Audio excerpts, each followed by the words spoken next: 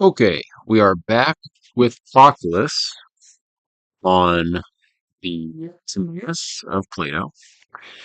After about 3 months, I was supposed to be doing these when I could fit them in during the week, and since then I've moved and my streaming setup has totally changed, but I would like to get back to doing this semi-regularly. No fixed time, so I won't be hosting Jitsi calls to have others on, unfortunately. We are going to finish this thing, regardless of how long it takes. So we're just going to dive back in. Um, we'll go with the lemma here. Let us narrate then, on account of what certain cause the composing artificer constituted generation and this universe. Okay, so of course we've established the demiurge makes the universe according to a pre-established paradigm that is Phanes, that is the intelligible animal, that is in the first of the three triadic elements of the second hypostasis. That's where the paradigm is. The demiurge, of course, is in the third triadic aspect of the second hypostasis, right towards the end there of it. And here we go. This is now finally the beginning of Timaeus's actual account. What we've had thus far is preface leading up to it, explaining, kind of caveating what he will be able to do, what he will not be able to do. So that's where we are right now. All right, into Proclus. All that has been before said delivers to us preparatives for the whole of physiology. And of these, some through images and symbols exhibit the theory of the world, like the Atlantis narrative. A preface also of the whole discussion is prefixed, and of the demonstration through images and symbols, one part of which unfolds the union, but another the separation of mundane natures. Of the preparatory parts also, some are hypotheses, but others are, as it were, lemmas demonstrated through the hypotheses. Lemma has multiple meanings. One meaning it has in the context of commentaries is a bit of text that then you expand off of. Mathematically, a lemma is something like a corollary or a conclusion that can be reached easily once another demonstration has already been established. So, of the preparatory parts, some are hypotheses that are put forward. Uh, Hypotheses are starting points, mathematically speaking, and scientifically as well. You put forward, here's the starting point of a line of investigation, and then other elements of the preface have been lemmas or more or less corollaries to those hypotheses. For the particulars respecting the mode of discussion may be placed among the things demonstrated. Okay. Um, the particulars respecting the mode of discussion. So, how the physiological theorizing ought to take place, that has been demonstrated. Or to the demonstration that the world is generated, the assertion that the discussion of it is eikatology, or speaking from probability, is consequent. Right. So once we have determined that the world is generated, and we know that generated things can only be known probabilistically, we know that, well, our discussion of it will have this kind of eikatological character as well. And it's funny, there's another character in one of the dialogues, like an antagonistic sophist, who says that all knowledge is a matter of probability, and Socrates shoots him down. But here we see, well, in a certain respect, a certain kind of knowledge is always probabilistic. But again, these things having received an appropriate end. That's a sentence fragment. Not sure why. Timaeus, commencing the fabrication of the universe, begins from the good, conceiving that the discovery of the final cause will be to him the most beautiful incitation. For as the good is the cause of all beings, so likewise it is fit that the generation of the world should proceed from this as the first principle. For all things are from the good. Okay, so as above, so below. All eternal beings shine forth from the good, and so our discussion is the text centered? Yeah, it is. Okay, sorry about that. Hopefully it's readable. I have an inferior edition. I'll get the other edition that we were using on this new PC that I'm using. It's a laptop. Not that that's relevant, but okay. So as the eternal beings shine forth from the good, so our discourse and the nature of the cosmos ought to also flow from the good. For all things are from the good, and of such things indeed as the demiurgic intellect is not the cause, as for instance of matter, of these the good is the cause. Matter is not intelligible, it has a kind of quasi-existence, but the good being the highest of all things extends to the very last of things. The demiurge, being lower than the good, will not be able to extend his effects as far, not being as potent as those forces that are higher than himself. And of such things as the paradigm is not hypostatic, these also derive their subsistence from the good. Okay. For all things are for the sake of it, and it is the cause of all beautiful things, as it is said in the epistles, in the Platonic epistles, of course. Okay.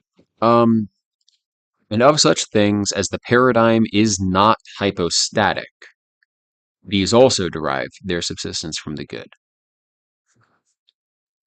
I guess he's talking about things where paradigm is not a self-subsistent being in its own right, like a genuine hypostasis, but the paradigm, I guess he's talking about inferior generated things that are temporary. These also, like a house, has a paradigm and a blueprint that is not a hypostasis.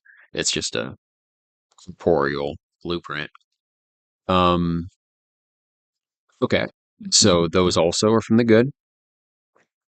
Hence, Timaeus refers the other causes to this one cause.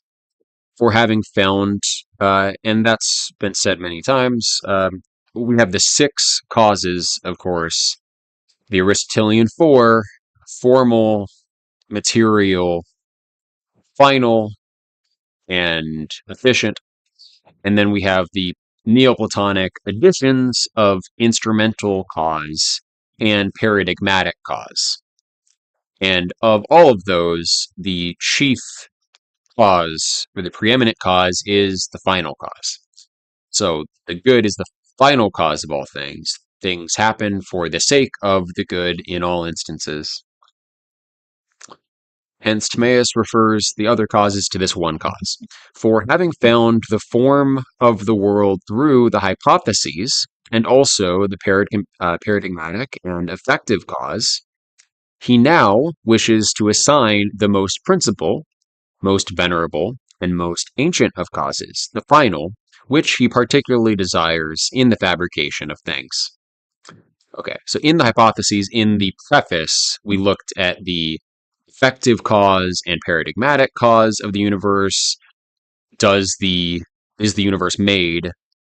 Does it have a maker? It does. And is it off of a paradigm? Yes. And of course, we've seen that that direct paradigm is in the mind of the demiurge, but also at the same time, the mind of the demiurge is reaching towards a paradigm prior to himself. So the paradigm of the universe is at once in the mind of the demiurge and also beyond it. For since the man who lives according to intellect performs everything for the sake of good, will not intellect itself and a divine intellect in a much greater degree fabricate all things for the sake of the final cause? For though the worthy man frequently appears to perform something for the sake of the body, yet this is not the end to him of the thing, nor does he principally regard the good of the subordinate nature, but he does this also for the sake of a similitude to divinity, and makes that to be his most intentional end. So a sage might care for the body or care for his surroundings, but it's never for the sake of the body or for the sake of material things. It's always for the sake of his reversion to his proper source in the divine. So he tends to the body so that the needs of the body won't distract from the, demand of the soul to return to its source. And both pleasure and pain are sources of attachment because both it's the desiderative faculty that is also responsible for aversions or repulsion. So Socrates says in the Phaedo that both pleasures and pains nail the soul to the body. So sometimes you're going to have to tend to the body, ironically, in order to not have to focus on it. How much more, therefore, must the demiurge of the universe fabricate for the sake of good and the final cause? For he does not energize without design, nor indefinitely. All right, so this is an a fortiori argument.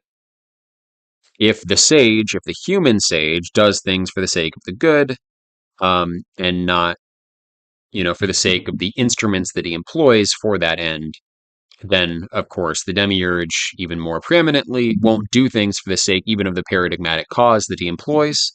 He will do them for the sake of that final cause, for the sake of which he takes up his meditation upon the forms and his demiurgic craft.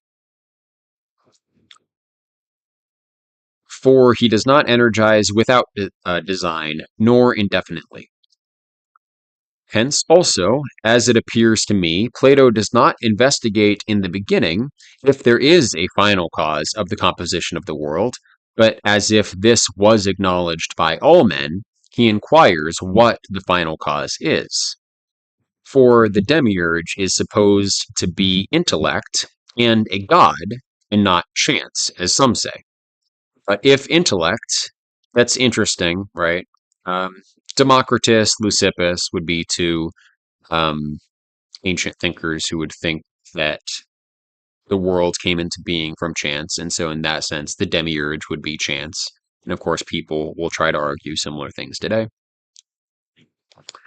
But if intellect is the maker, there is certainly that for the sake of which in the fabrication of things.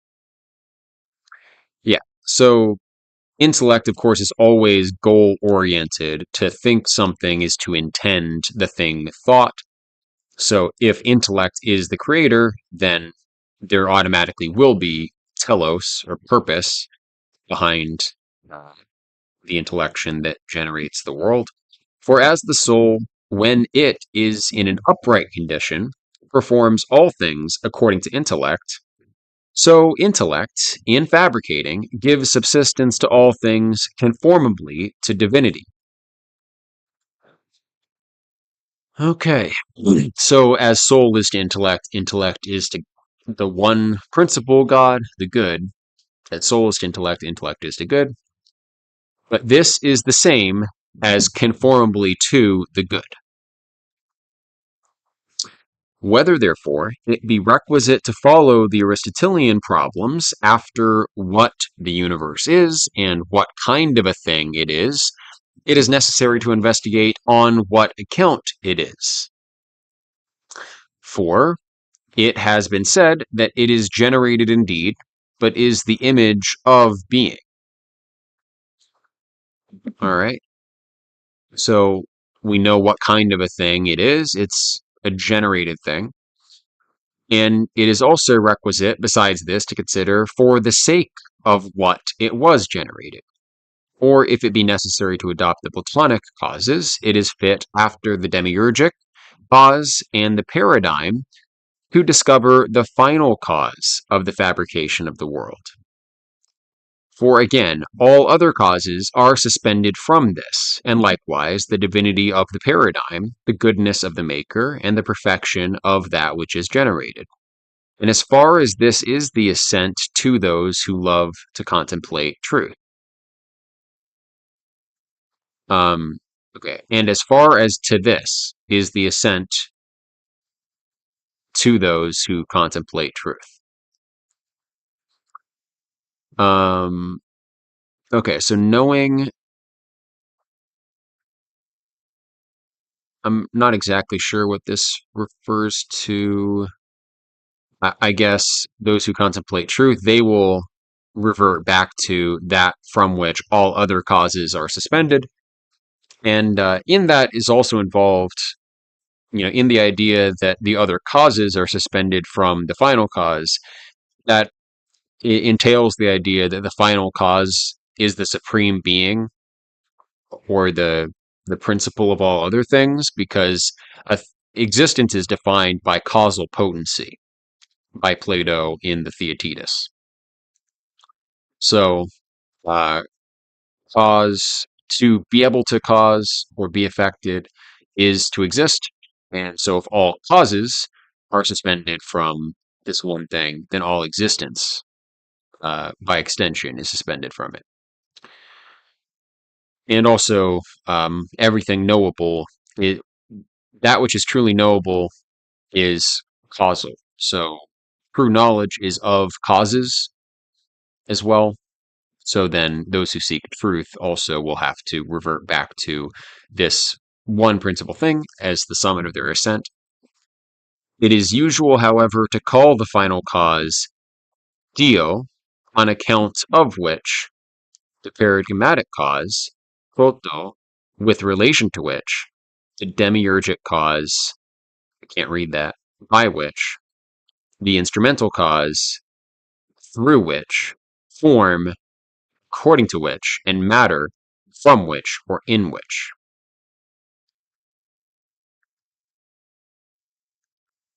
Okay, these causes also receive the same appellations from Plato himself. For now investigating the final cause, he says, on account of what cause? Okay, so why does Plato use the verbiage he does? These are just conventional ways of referring to the six types of cause. So once again, the final cause, on account of which, paradigmatic, with relation to which, demiurgic, by which, instrumental, through which, form, according to which. So the paradigmatic, with relation to which, and then form, according to which, matter, from which, or in which. Okay. So for now investigating the final cause, he says, on account of what cause? So by account of which, on account of which. Inquiring concerning the paradigmatic cause, he says, with relation to which of the paradigms. But concerning the demiurgic cause, he says, that which is generated is from necessity generated by a certain cause. And as we proceed, we shall point out the rest from the words themselves of Plato, except that at present also it must be said that these appellations are adapted to the discriminating science of the philosopher. Okay, so he's using, of course, the correct terms. Words are not merely arbitrary signs in Platonism. There is a natural fitness of words to capture the essences of the things in question or the nature of the divisions in question.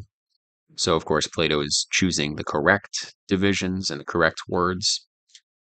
What, however, is generation, and what is the universe? Some, indeed, by generation understand the sublunary place calling the universe the whole world. But these entirely wander from the meaning of Plato. That's the Aristotelian understanding of world of generation. So things sublunary are subject to change and decay. Things superlunary don't. So ethereal bodies never decay for Aristotle. Um, but the proper meaning of the world of generation for Plato is going to encompass the whole universe or the whole cosmos. For the demiurge is not represented as separately fashioning material natures and separately the whole world. And in the next place, generation itself is a part of the universe. It, however, should be said that Plato calls the heaven the universe because it is the greatest part of the world, for the rest is small, or becoming it is the most divine and principal part, and as it were the summit of the universe. For the head also is called the whole, as to ser, dear head. I'm not sure. And Plato also says that the world was surrounded with the remaining bulk of body for the sake of this. Yet at the same time, the philosopher is accustomed to call this likewise generation. Others again call matter generation, but that which is adorned from matter as the subject, they denominate the universe, by whom many things written by Plato must necessarily be rejected. Okay, so that is, others again call matter generation, but that which is adorned from matter as the subject, they denominate the universe. And then they'll have to not accept certain things that Plato says. For he says that everything generated and all generation is sensible or tangible and visible. Farther still, he gives a division to generation opposite to that of matter, as when he says, there were these things subsisting separately, being, place, and generation, from which the universe was contained.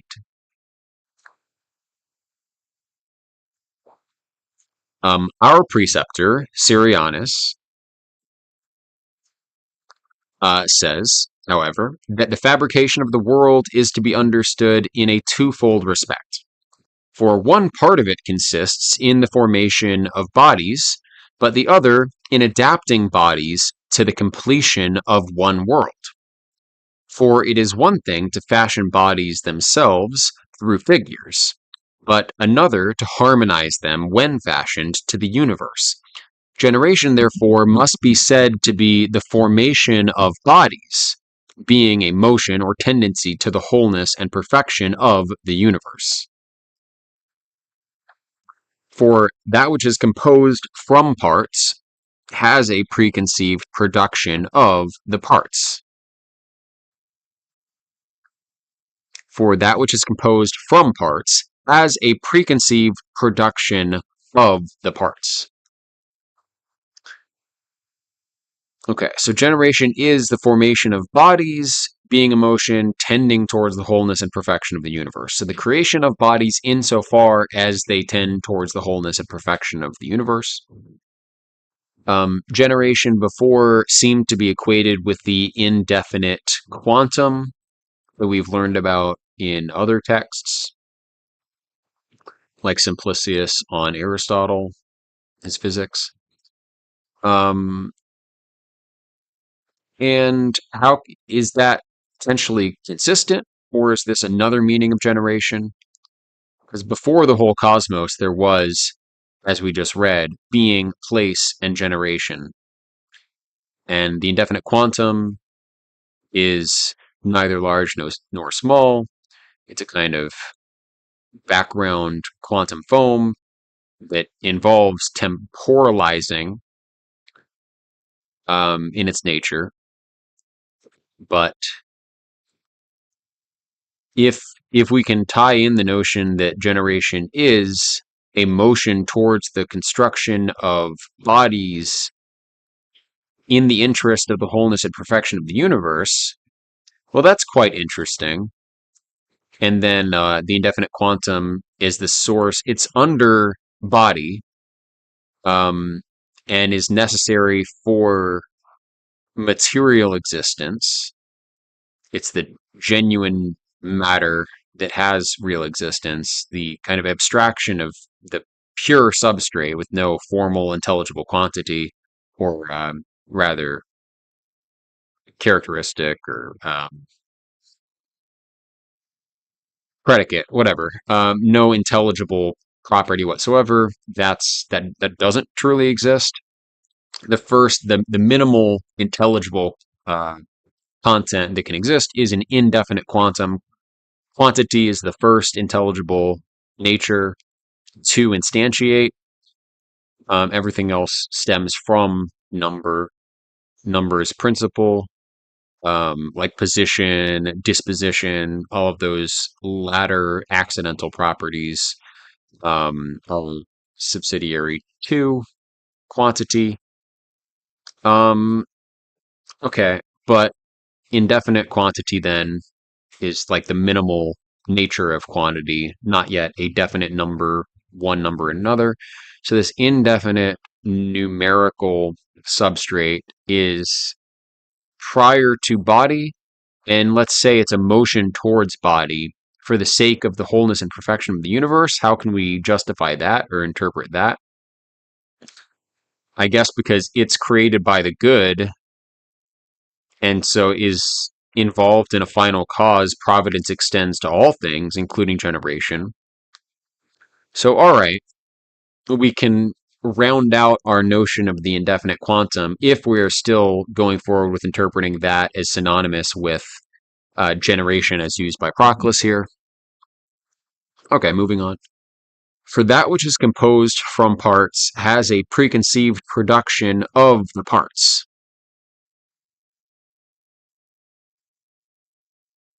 Hence the formation which takes place between matter, the whole orderly distribution of things, and the one completion of the universe, must be called generation.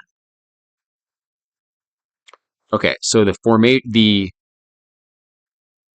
combined so generation there, I was saying generation equated with the indefinite quantum. I also said it would be equated with the entire kind of cosmos. That's the world of generation involved in time. Generation prior to the cosmos is the principle of generation is the indefinite quantum, let's say. And that also matches with this definition. Hence, the formation which takes place between matter, the whole orderly distribution of things, and the one completion of the universe must be called generation, in order that it may be a path to the whole in which the parts are comprehended. Okay, so it's not simply the sublunary realm, it is the entire cosmos that has some material nature. It's the uh, interaction of matter, the order of the parts in the universe, and the oneness of the universe. That is generation at its broadest scale, and the indefinite quantum as a substrate of form will, being neither large nor small, range from the smallest substrate to the largest, the one completion of the universe, as well as comprehending the intermediate orders, the whole orderly distribution of things. So, generation, it makes sense that on the one hand, generation is the entire production of the cosmos, and at the other is the material substrate, the indefinite quantum. We'll keep going. For this is the universe, being constituted perfect from parts according to the one harmony of wholes. So it's not just the universe, full stop. It's the universe insofar as it is being constituted perfect from perfect parts according to the one harmony of wholes. Since, however, this whole is sensible and not the intelligible all or universe, for this was the paradigm, nor the intellectual all, for this was the demiurge. On this account, Plato adds the particle this, manifesting by it that which is sensible and partial. For everything corporeal, though it should be a whole, is partial. So it's not a universal being, it is this or that being. It's always particular, partial. But the most principal whole is that which is immaterial and without interval.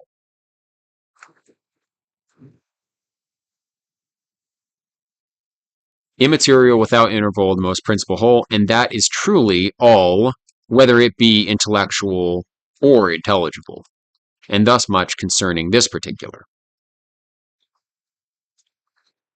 But what shall we say is meant by composition? Perhaps it indicates that the world is composed from many things, and that the generation of it is from dissimilars. Let's go back to the lemma and review where composition comes up. So let us narrate then on account of what certain cause the composing artificer constituted generation and this universe. Okay? So composition,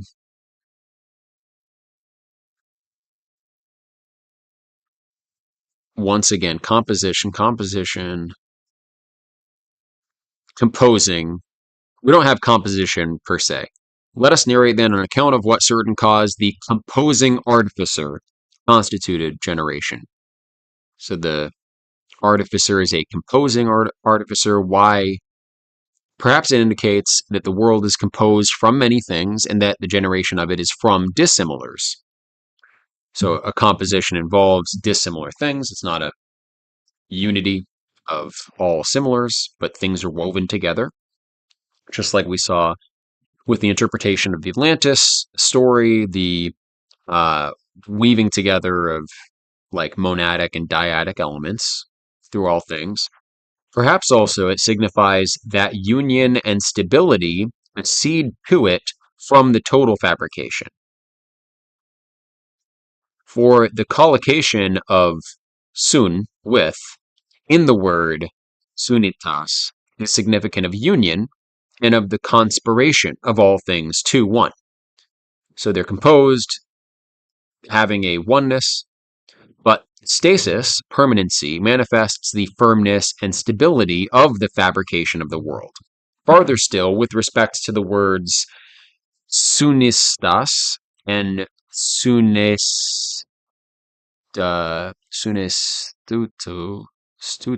I don't know, that character looks like a gamma, but that doesn't phonetically make sense.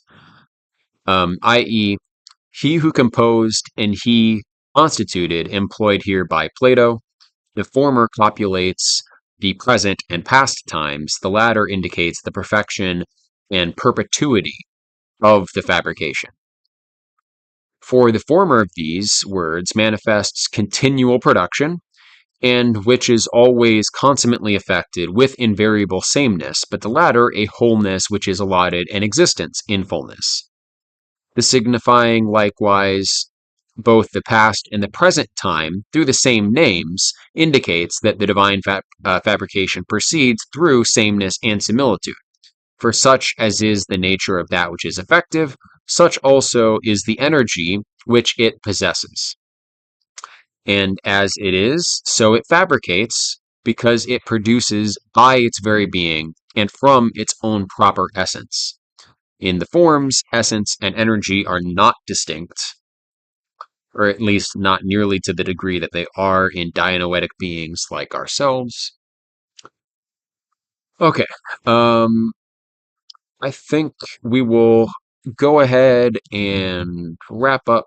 How long have we been going? I'm just getting back into this. I don't want to... Okay, only 35 minutes. It took me forever to get my setup working. I don't want to commit to another long section now. I've been sitting at this desk for a little while now. So we're going to come back and keep doing these. Sorry for the long absence. Thanks for tuning in.